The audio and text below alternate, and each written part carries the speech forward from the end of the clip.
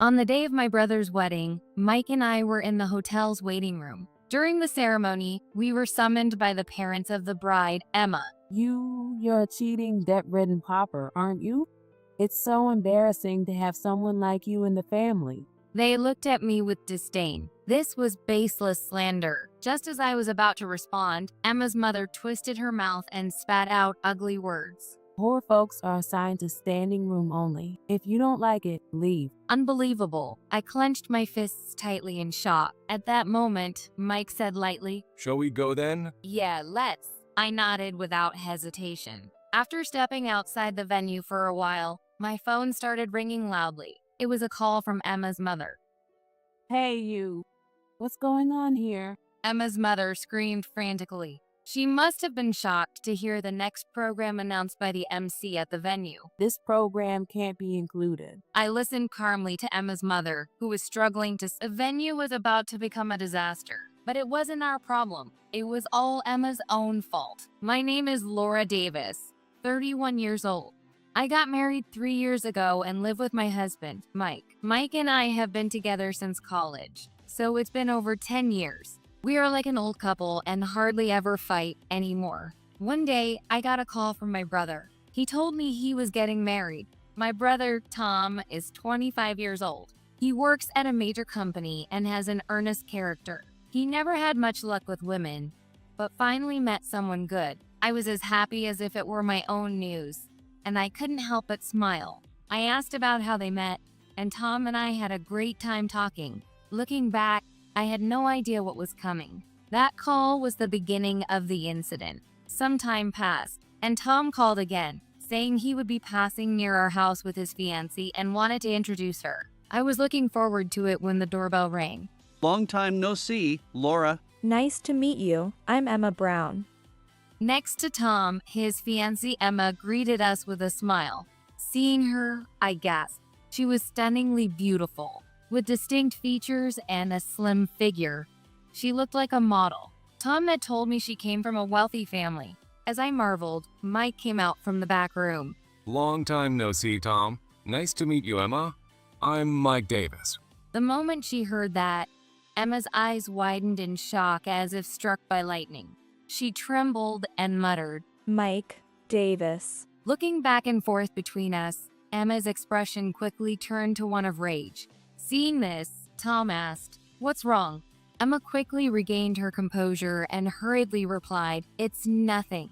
For a moment, the atmosphere became tense. But what was that about? After that, we led Tom and Emma to the living room. We had a commonplace conversation while snacking, and nothing seemed out of the ordinary. Eventually, Tom and Emma left after about an hour. Good for Tom. He found a good person. He seems happy. Yeah, but I felt something was off about Emma's attitude. Didn't she glare at us a bit? Do you know her, Mike? Huh? There's no way I know her. I think I've heard the name Emma before, but I don't recognize her face, and I wouldn't forget someone that pretty. At Mike's remark about pretty, I glared at him. Well, given how beautiful she was, I could understand why he'd say that. Maybe she seemed to be glaring because she was nervous. Maybe. I nodded vaguely at Mike's carefree words. Even though I didn't feel right about it, the incident quickly left my mind, because after that, bigger incidents kept happening one after another. I'm home. One day when I came home, Mike was sitting on the living room sofa with a puzzled look. He had some photos in his hand. "What are you looking at? You look serious." These were in our mailbox. He handed me the photos. They showed me entering a hotel, arm in arm with a man I didn't know. What the heck is this? I couldn't help but scream. I had no memory of doing such a thing. I didn't do this. This has to be some mistake. I know. Look closely here. Mike interrupted me, pointing to a part of the photo. It looked like a part of the building, but it was distorted. It's proof that it's been altered. These are fake. Does that mean it's a fraud? The problem is that someone went to the trouble of making these and putting them in our mailbox. Mike's dry voice sent a chill through my heart. Someone did this on purpose, but why? Have you had any trouble with anyone lately? Any fights? No, nothing like that. Are you saying someone holds a grudge against me? That might be a possibility. Mike's casual tone made me uneasy. Shaking off the bad feeling, I denied strongly. Stop it. I have no idea who could do this. Let's just throw these creepy photos away. I grabbed the photos from Mike and tossed them into the trash. Who would benefit from making these photos? It was creepy. But without any clues, there was nothing I could do. I'd just have to forget about it. Or so I thought. But the incident didn't end there. One day, on a weekend, I was vacuuming the living room when the doorbell rang. Yes? I opened the door to find the woman from the house next door. She was a bit older than me, and we chatted occasionally. What's up? The woman looked confused as she handed me a paper. This was in our mailbox. What? I unfolded the paper and was shocked. In big letters, it said, Laura Davis is a cheat and loves men. She also loves shopping and borrows money from loan sharks. What is this? These were in the mailboxes of all the houses around here. I don't know who did it, but... No way. As I muttered in disbelief, the woman continued hurriedly. Of course, I know you're not like that, Laura, but people who don't know you might believe this. So... This is terrible. I need to check if other houses got these too. Thank you for letting me know. I'm sorry for the trouble. Just then, Mike seemed to hear the conversation and came to the door. Morning, Laura. What's going on? Mike, look at this. I showed Mike the paper and explained what the neighbor had told me. Mike's face changed. What the heck is this? What's going on? Who would do this? I don't know, but these strange papers seem to be in other house mailboxes too, so I need to check. I'll come with you. We split up to check the neighbors' houses. Sure enough, most mailboxes had the same paper slandering me. When the homeowners were home, we apologized for the trouble and patiently explained that the accusations were baseless. Most people sympathized and consoled us, but some who didn't know us well gave us suspicious looks. I haven't done anything wrong, spreading baseless rumors about me. Who would do such a terrible thing? After visiting a few houses, we got home around noon. Exhausted, I collapsed onto the sofa. Covering my face with my hands, I began to cry. Why? Why do I have to go through something so awful? First, the fake cheating photos, and now this. Someone was trying to ruin me, but I had no idea who it could be. I hadn't had any significant trouble with anyone. Mike spoke with a serious expression. This is really bad. Maybe we should talk to the police. Just then, the doorbell rang again. Cautiously, I went to the door and found Tom standing there. You scared me, I grumbled, feeling annoyed. Tom looked tired. Sorry, Laura. I came by suddenly because I needed to talk. Need to talk? Suppressing the urge to say, I have bigger problems. I let Tom into the living room. Since he hadn't eaten lunch, I quickly made some pasta. We talked while eating with Mike. We're having a bit of a fight over the wedding entertainment. You know the video program with childhood and school photos? I saw it at a friend's wedding and was moved, so I suggested it. But Emma was totally against it. I almost blurted out. That's it? It sounds like a lover's quarrel, I said, exasperated. That's something you two need to decide together. It sounds harsh, but we can't solve that for you. And I'm dealing with bigger issues right now. But Tom interrupted, raising his voice. That's not all. Listen to the rest of the story. I don't know what to do anymore. Seeing how serious he was, I was taken aback. Tom was genuinely troubled. We decided to hear him out. What he said was shocking. I couldn't believe it was real.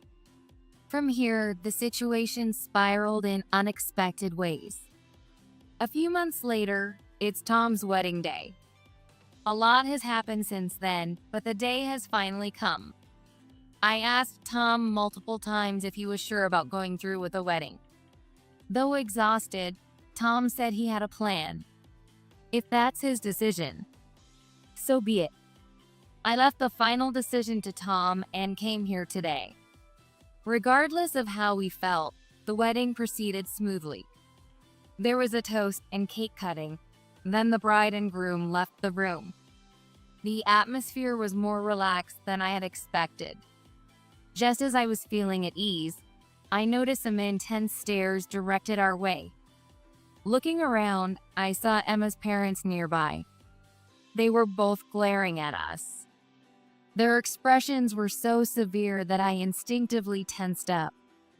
Then, they walked over to our table and spoke to me. You're Tom's sister, right? Can we talk for a moment? Oh, yes. Emma's mother, wearing an expensive-looking dress, had a stern expression. Let's talk somewhere else, she said, leading me to a private room. Sensing the situation, Mike said, I'll come too, and followed us. As soon as Mike and I entered the room, Emma's mother started saying terrible things. You're out every night with men and borrowing money from loan sharks, aren't you? What? I was stunned by the sudden accusation. Before I could defend myself, Emma's mother continued with her tirade. Don't try to deny it. I know all about you. It's so shameful to have someone like you in the family.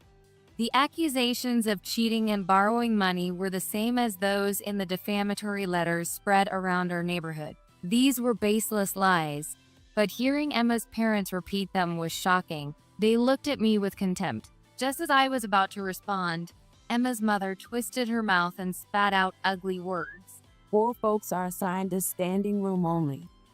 If you don't like it, leave. What? This is unbelievable. Why do I have to put up with this? Clenching my fists tightly, Mike said lightly, Shall we go then? Yeah, let's. I nodded without hesitation. Why did these two believe and repeat the same lies from the letters? We knew the truth from my brother.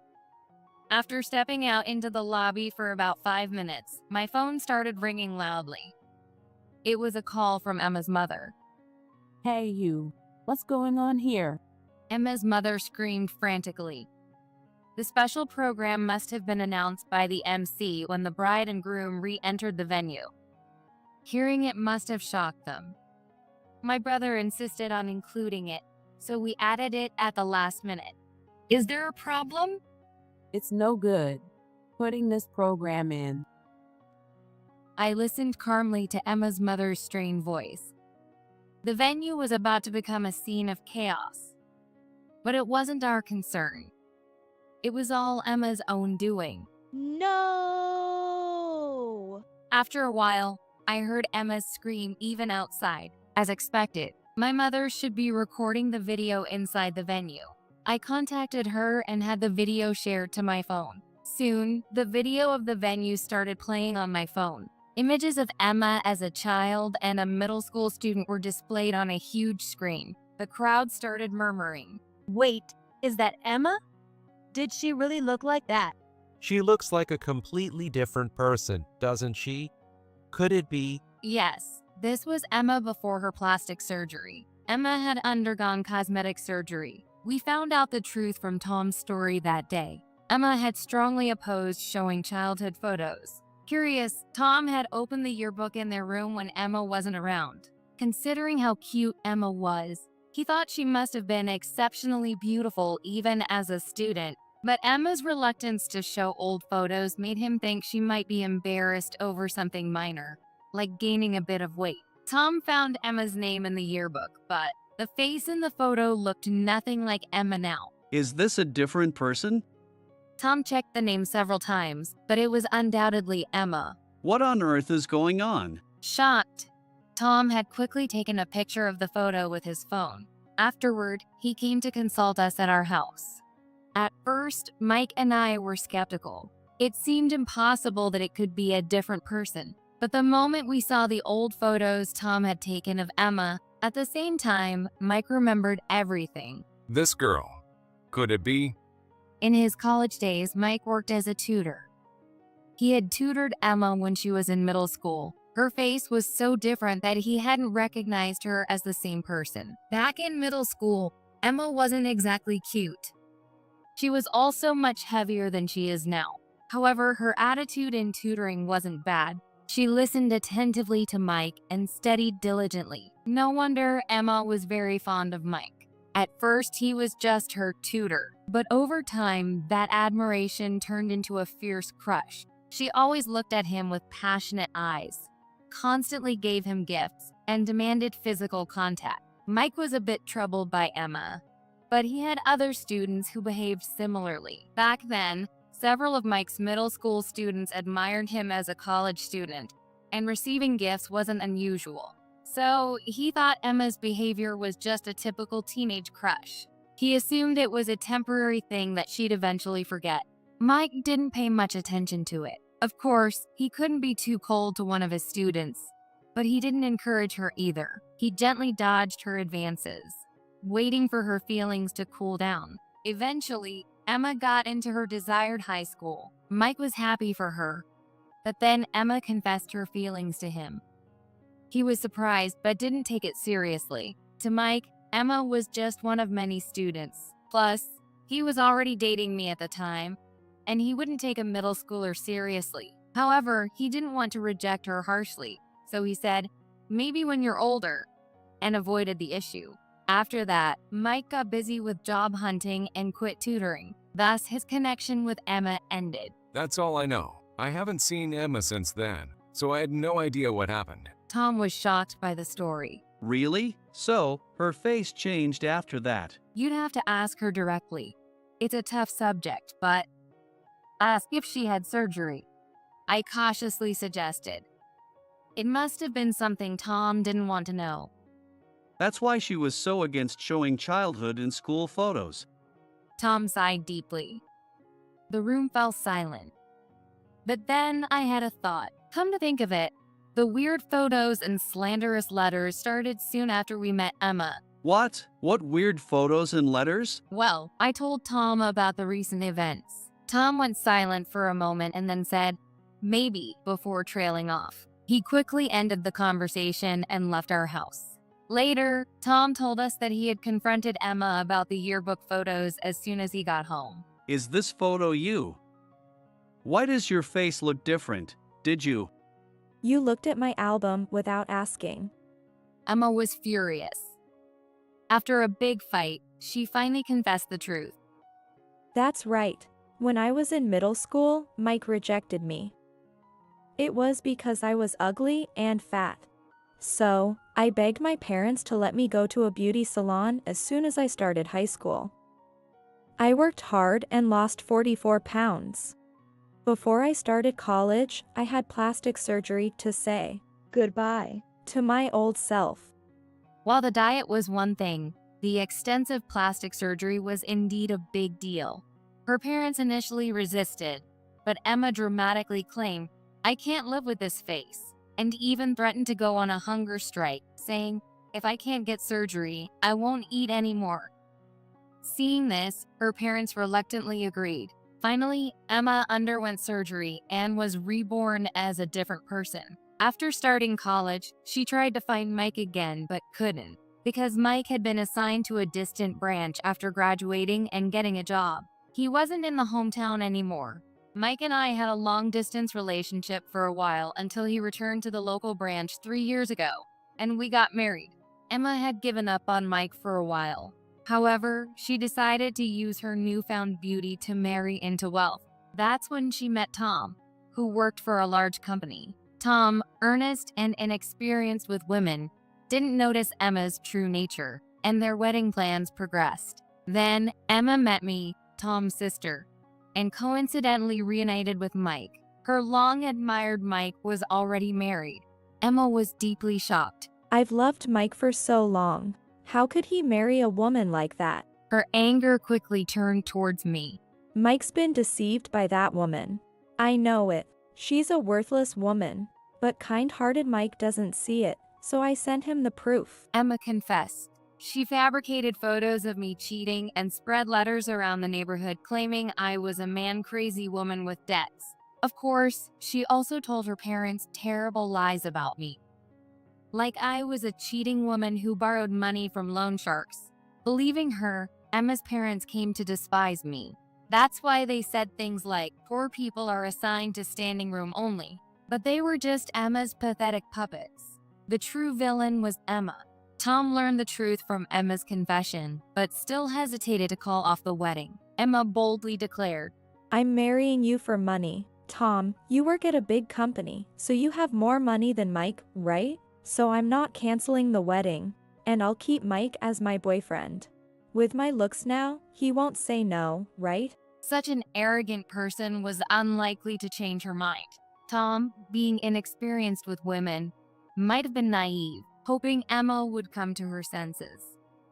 He begged her to face reality and repeatedly urged her to apologize to me for her harassment. But Emma didn't change her mind. She insisted, "The wedding won't be canceled. Mike and I are meant to be together."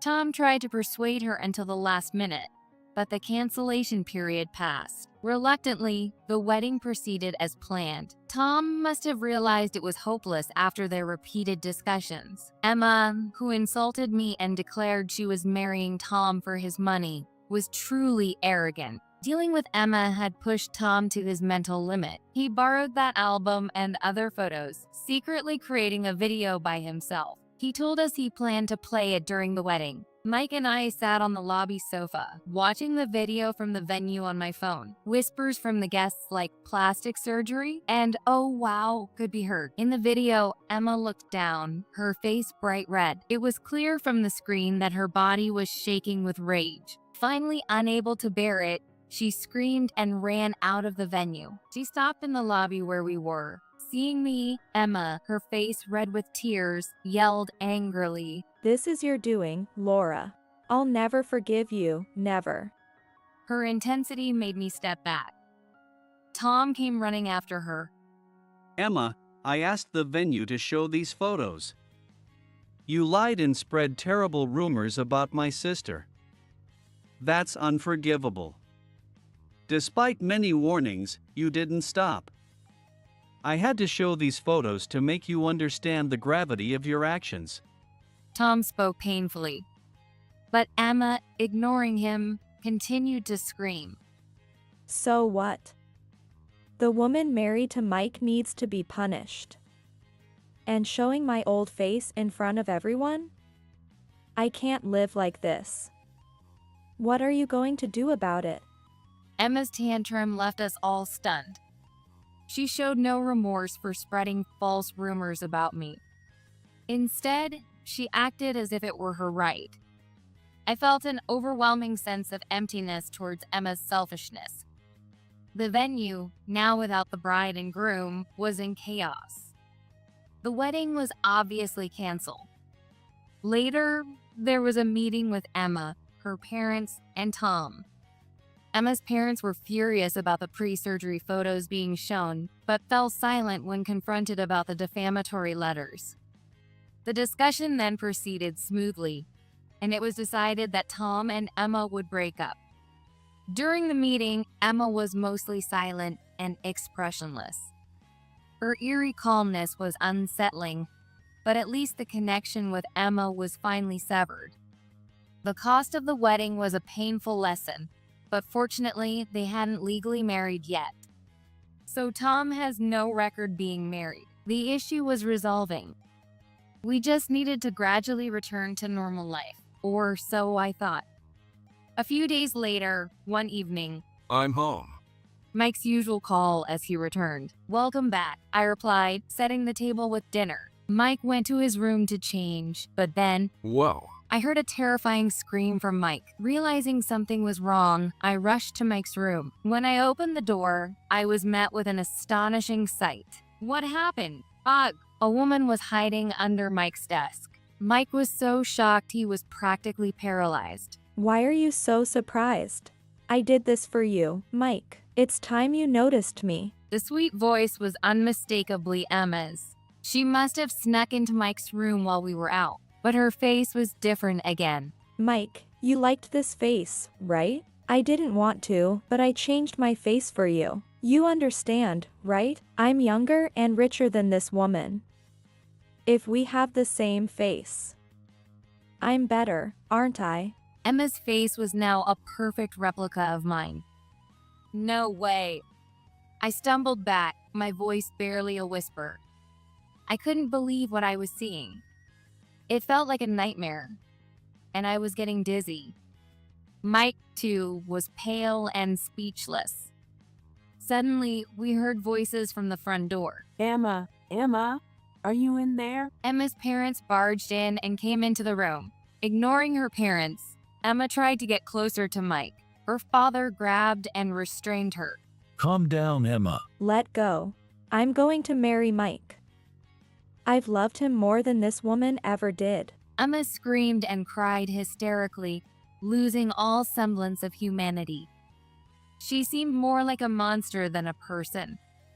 I'm calling the police. When I said that, Emma's mother screamed. No. If you do that, Emma's life will be over. Those words made me see red. All my previous fear vanished, and I found myself yelling, "What? You're worried about your reputation now? This is ridiculous. Do you know how much I've suffered because of her obsession? She broke into our house. This is a crime. What kind of parents are you?" My outburst made Emma's mother cry. Oh no, but still, she's our daughter. Please, we'll make sure she never does this again. Just don't call the police. When I noticed, Emma's parents were kneeling down in apology. Emma cried loudly like a small child. Dealing with this was driving me insane. We were exhausted and told them, "Don't ever come back here again," and sent them away. Mike's room was a mess. The window was open. We must have forgotten to lock it. It seems Emma broke in through the window. Had she been hiding there since the afternoon? Her obsession was terrifying. I'm sorry, Laura. Because of me, you got dragged into this. A completely exhausted Mike muttered, "It's not your fault, Mike. Normally, no one would be this obsessed over someone who rejected them 10 years ago, let alone change their face." And finally, she made herself look like me. I shivered as I spoke. Emma's thinking wasn't normal. She would do anything to get what she wanted, even if it was irrational. Later, we had another discussion with Emma's parents. We made them write a statement promising that Emma would never come near me again. If she did, we would report it to the police. We also convinced Emma to get counseling at a mental health clinic. Her behavior was not normal. She even had the second surgery without her parents' knowledge. Her parents could no longer control her actions, so we had to rely on professionals. It would have been easy to have her arrested for breaking and entering, but unless she corrected her twisted thinking, it would just keep happening. She would keep coming after us. The doctor's diagnosis revealed that Emma had an addiction to plastic surgery and severe mental health issues. She was advised to be hospitalized. At first, Emma refused in a state of confusion, but the persistent persuasion of the doctors and nurses eventually got through to her. She is now in a psychiatric hospital, undergoing treatment with medication and counseling. Thanks to the treatment, she sometimes returns to a normal state of mind. However, she still has gaps in her memory, and it will take a long time for her to return to a normal life. Emma's parents had spoiled her excessively over the years. I hope this experience makes them face her properly and learn to scold her when she's wrong. Since then, I have been going around with Emma's parents to apologize to the neighbors for the trouble. By actively participating in community events, I managed to clear my name. I couldn't live here if the misunderstanding persisted. It took time, but I'm glad things are finally resolved. As for Tom, he was depressed for a while. I'm done with women for a while. I'll focus on my work. Okay, but don't think all women are like this. There are good people out there. All I could do was encourage him. There are countless stars in the sky. He just happened to draw the short straw with Emma, but I'm sure there's a wonderful woman out there who will care for him. It doesn't have to be a romantic relationship. In any form, I just want Tom to find happiness. As his sister, that's my only wish.